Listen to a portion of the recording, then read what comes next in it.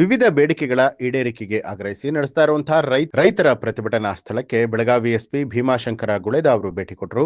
ರೈತರ ವಿವಿಧ ಬೇಡಿಕೆಗಳಾದ ಪ್ರತಿ ಟನ್ ಕಬ್ಬಿಗೆ 3,500 ರೂಪಾಯಿ ಬೆಲೆ ನಿಗದಿ ಮಾಡಬೇಕು, ರಾಜ್ಯ ಮತ್ತು ಕೇಂದ್ರ ಸರ್ಕಾರ ತಲಾ 1,000 ರೂಪಾಯಿ ಪ್ರೋತ್ಸಾಹ ಧನವನ್ನ ಕೊಡಬೇಕು, ಆಲಮಟ್ಟಿ ಜಲಾಶಯ 524.256ಕ್ಕೆ ಎತ್ತರಿಸಿ ಭೂ ಪರಿಹಾರ ಮತ್ತು ಪುನರ್ವಸತಿಯನ್ನ ಕಲ್ಪಿಸಬೇಕು, 60 ವರ್ಷ ಮೇಲ್ಪಟ್ಟ ರೈತರಿಗೆ 5,000 ರೂಪಾಯಿ ಪಿಂಚಣಿ ಕೊಡಬೇಕು, ವಿವಿಧ ಬೆಳೆಗೆ ಬೆಂಬಲ ಬೆಲೆಯನ್ನ ನಿಗದಿ ಮಾಡಬೇಕು ಅಂತ ಹೇಳಿ ಆಗ್ರಹಿಸಿ ರೈತರು ಪ್ರತಿಭಟನೆಯನ್ನ ನಡೆಸ್ತಾ ಇದ್ದಾರೆ.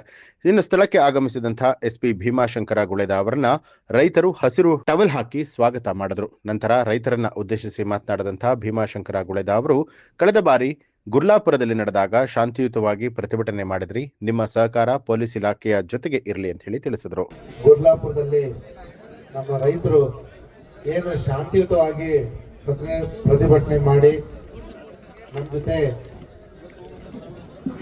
ಕಾನೂನು ಸುವ್ಯವಸ್ಥೆ ಶಾಂತಿಗೆ ಭಂಗ ಬರದಿರೋ ಹಾಗೆ ನಮ್ಮ ಜೊತೆ ಸಹಕಾರ ಮಾಡಿದ್ರಿ.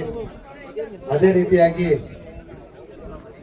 ನಿಮ್ಮ ಎಲ್ಲ ಹೋರಾಟಗಳು ಅದೇ ಮಾರ್ಗದಲ್ಲಿ ನಡೆಯುತ್ತೆ ಅನ್ನುವಂಥ ಒಂದು ಆಶಾದಾಯಕ ಭಾವನೊಂದಿಗೆ ತಮ್ಮೆಲ್ಲರಿಗೂ ಹೃದಯಪೂರ್ವಕ ಕೃತಜ್ಞತೆಗಳನ್ನ ಅರ್ಪಿಸ್ತೀನಿ. ಧನ್ಯವಾದ. ನ್ಯೂಸ್ ಅಲರ್ಟ್, ನಿಮ್ಮಿಂದ ನಿಮಗಾಗಿ.